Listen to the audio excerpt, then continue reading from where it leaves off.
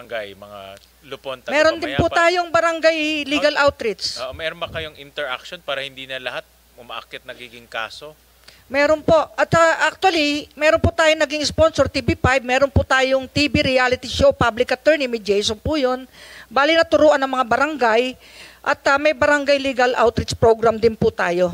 At may mediation din po tayo sa bawat taon. Umaabot po din ng 100,000 ang mediation natin.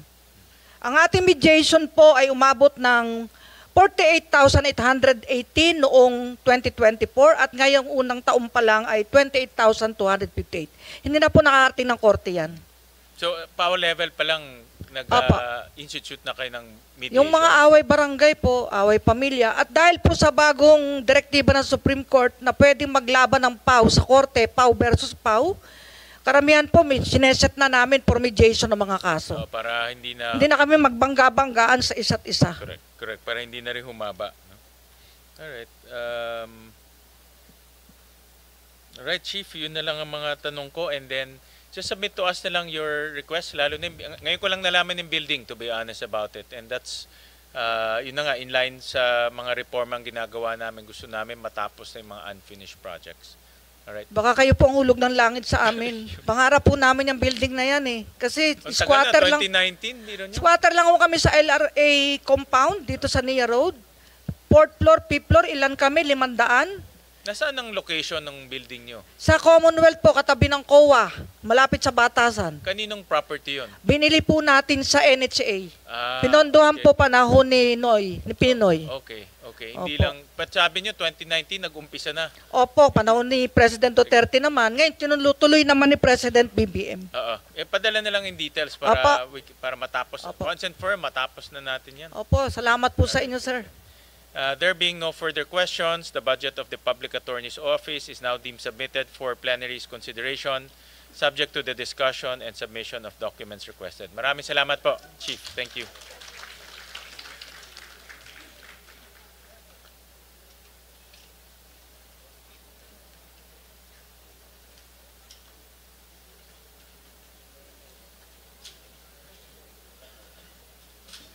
Permission to leave, sir. Yes, ma'am. Thank you so much, sir. Mabuhay po kayo. Thank you po, Chief.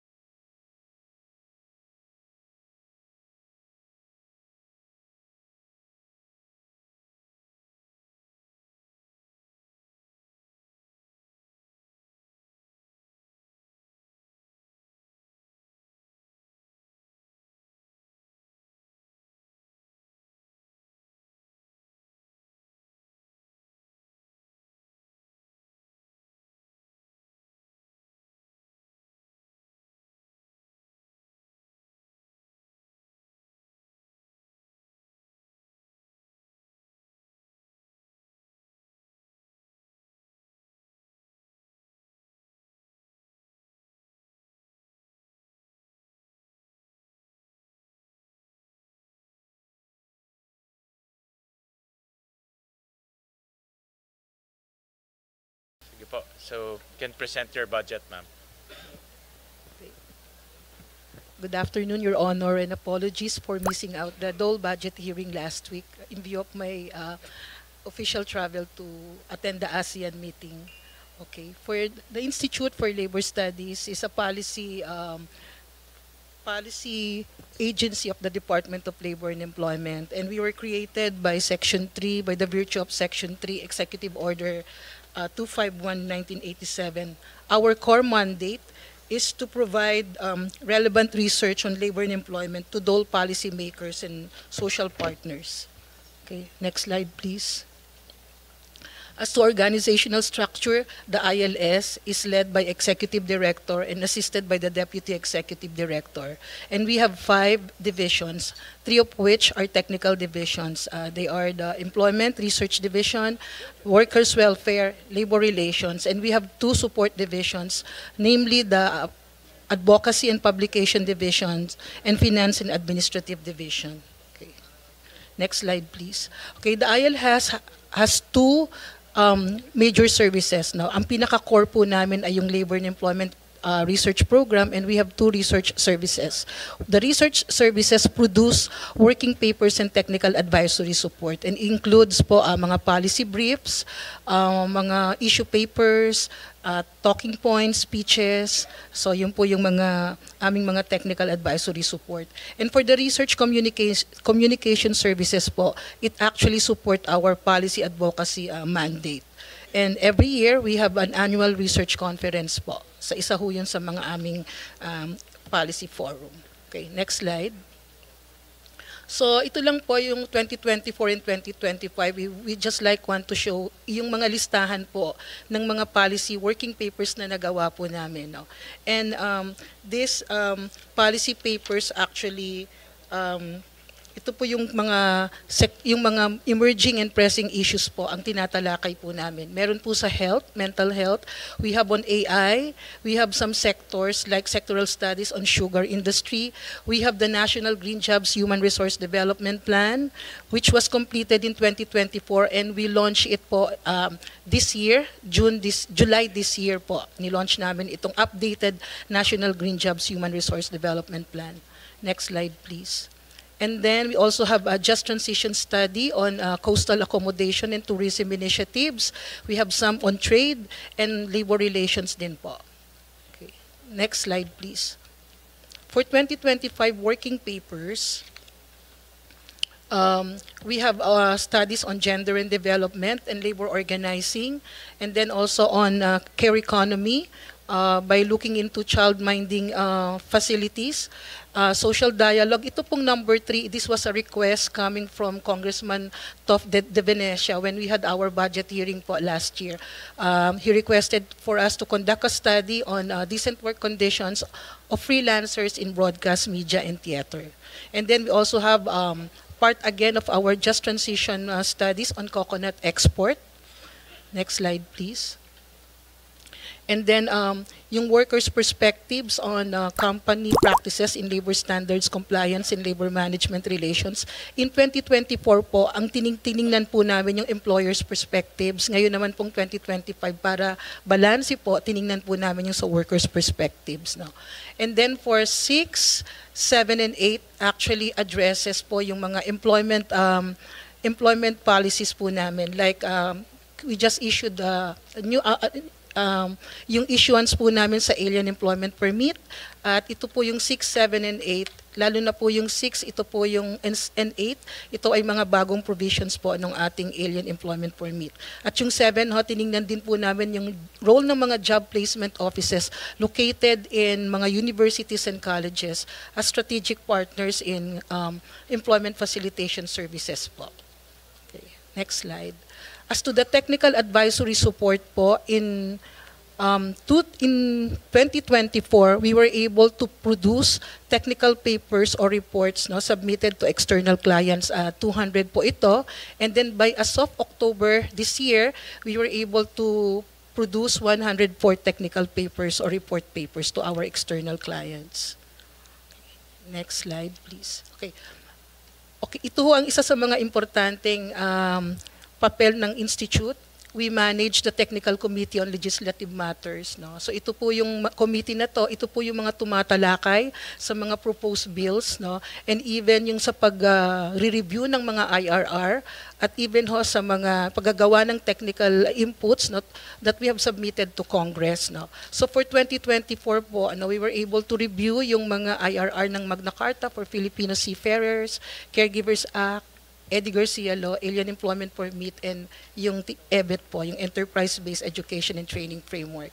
And for the 20th Congress, ito lang po, recently nag-submit po ang DOLE ng mga technical inputs dito po sa mga proposed bills po na tatalakayin ng 20th Congress. Now, ang Technical Committee on Legislative Matters po ay binubuo ng iba't ibang ahensya at operational units ng DOLE. No? So kami ho, ILS, no, bilang Technical Secretary at minamanage po namin yung committee at nagbibigay din po kami ng inputs and comments, no, sa mga proposed bills.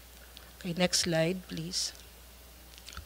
In terms of technical support, isa ho sa mga ginagampanan ng Institute ay pagkakaroon ng representasyon ng Department of Labor sa mga international commitments ho natin, katulad po ng ASEAN, no.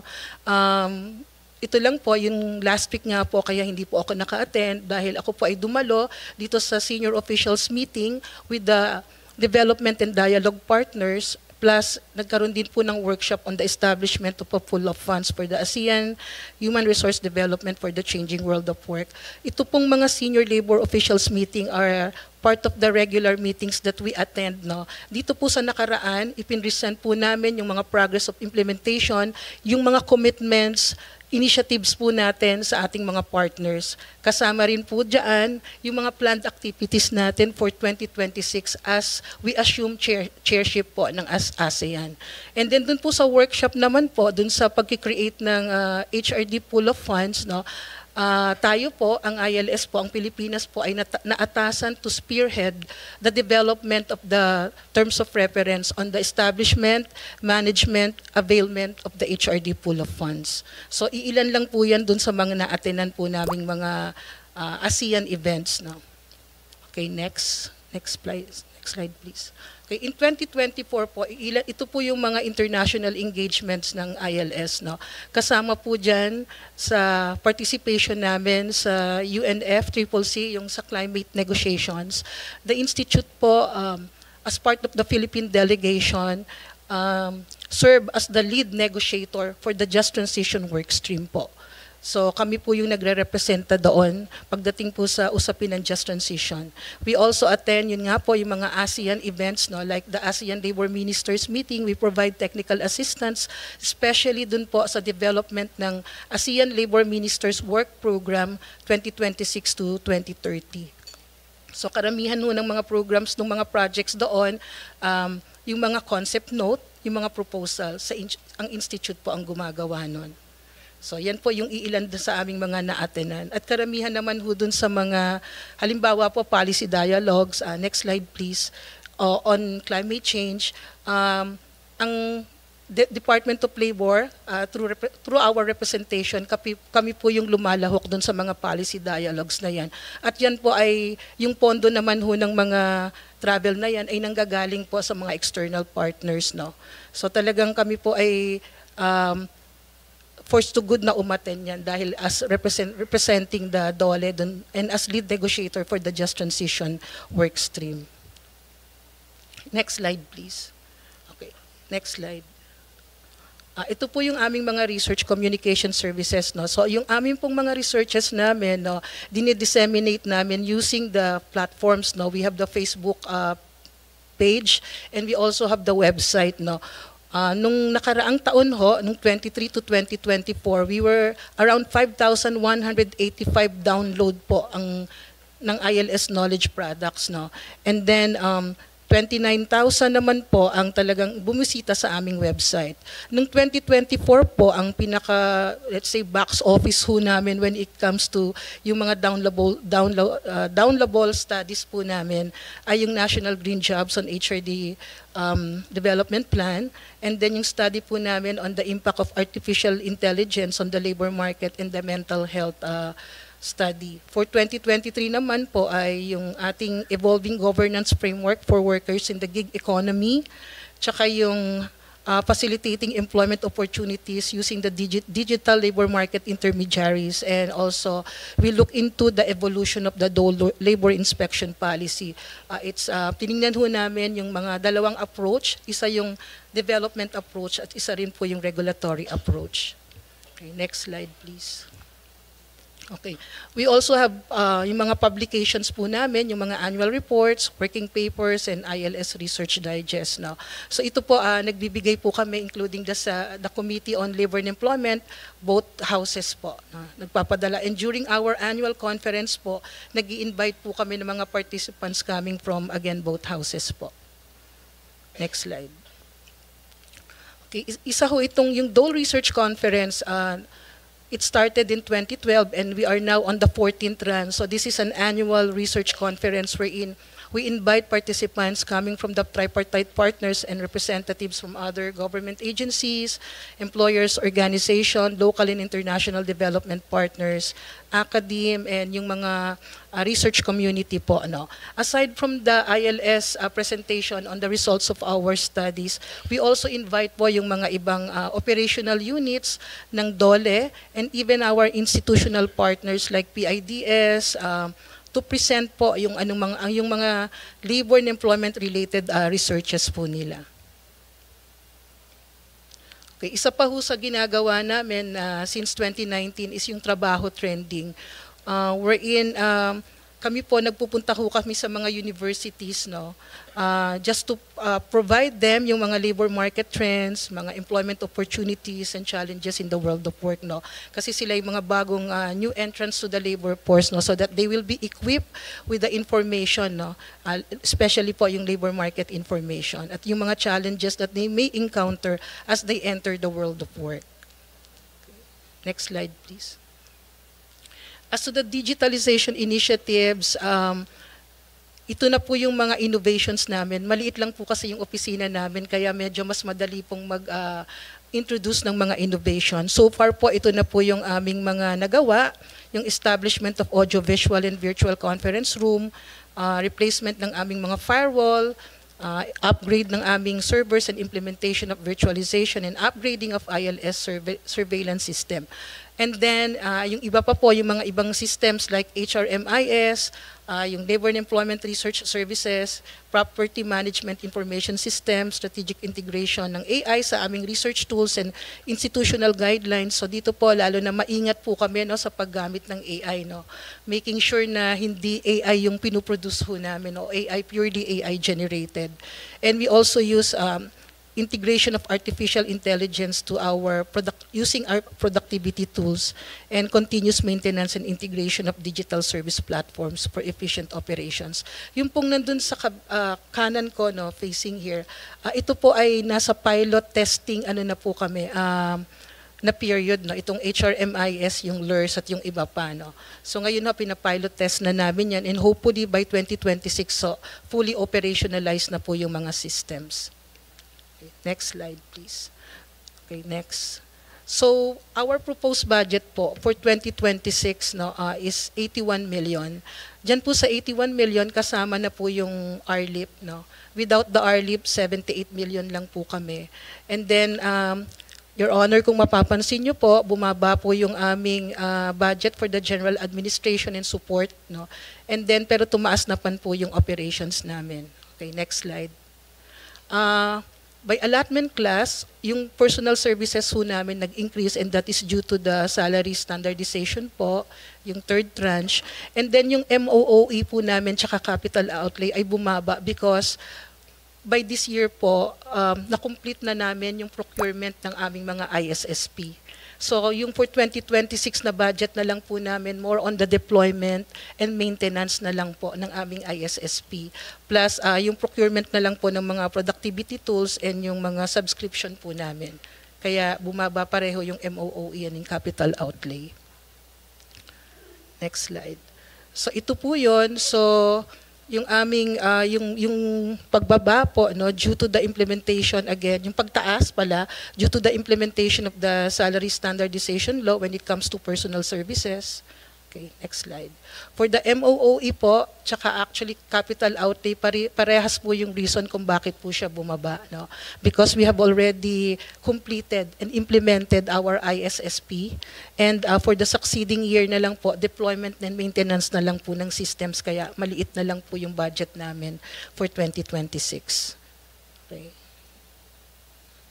For physical accomplishments po, we were able to achieve naman yung aming full mga research targets namin.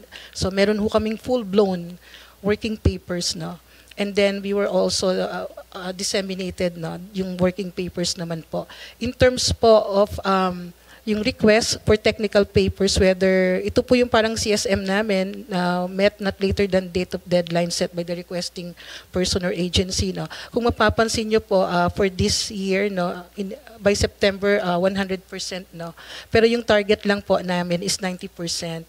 And kaya po ganon, kasi pag research ko, minsan pag pinadadala sa amin yung request, yung malapit na po sa deadline. So talagang, pero nadi-deliver naman po just in time yung aming yung mga pinagagawa nila sa aming reports. Next please. So ito po yung aming budget utilization, no. For as of October 15, naka almost 71% na po kami, and it is expected pa po na lumaki kasi may mga babayarin ho kami before the end of this month, no. Inaantay na lang ho namin yung completion ng mga documents so we can actually pay our suppliers. Next. So over the years po, ayan, nag-improve naman po yung aming utilization. Actually, kaya medyo mababa po ng 2022. First, because that was medyo yung sa COVID pa po, and there was a new administration. Nagkaroon po ng parang changes in the priorities when it comes to yung mga research priorities namin. And then, fully naman po yan, yung mga continuing namin, fully utilized na po yan. Okay. Next slide, please. And then, for 13 years, ILS has received an unmodified opinion. And recently po, we received a recognition as one of the outstanding accounting office. No? In fact, dapat po nasa platinum na kami. Kaya lang ho, may ang proseso ho kasi niyan, parang yung aming mga auditors will submit, will nominate the agency, no. So meron ho kaming parang 2 auditor, nakalimutan yata kaming na-nominate, no. But for this year at yung mga nakaraang taon ho, we are a recipient of an outstanding accounting office. Okay, next slide.